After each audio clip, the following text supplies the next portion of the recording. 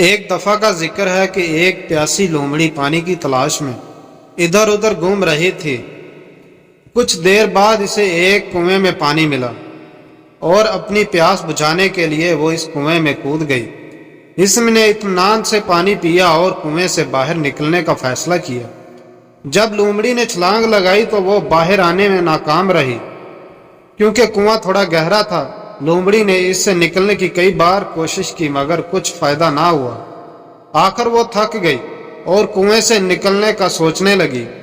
اتفاق سے ایک بکری کنویں کے پاس سے گزری۔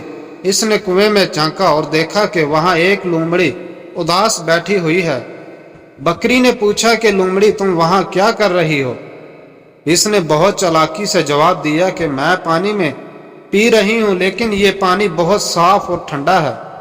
لومڑی نے بکری کو بھی اندر آنے کی دعوت بھی دی اور مزید لالچ دیتے ہوئے کہا کہ تم بھی اندر آ کر اس پانی سے لطف اٹھا لو۔ بکری نے ایک لمحہ بھی سوچے بغیر کنویں میں چھلانگ لگا دی۔ چالاک لومڑی بے چینی سے ایسے ہی موقع کا انتظار کر رہی تھی۔ اس نے فوراً بکری کی پیٹھ پر پاؤں رکھے اور چھلانگ لگائی، کنویں سے باہر کود گئی۔ یہ دیکھ کر بکری نے لومڑی سے گھبراتے ہوئے پوچھا کہ وہ کیسے باہر آ سکتی ہے؟ لومڑی نے بکری کو جواب دیا کہ یہ تمہیں کنویں میں چھلانگ لگانے سے پہلے سوچنا چاہیے تھا۔ یہ بول کر لومڑی وہاں سے چلی گئی۔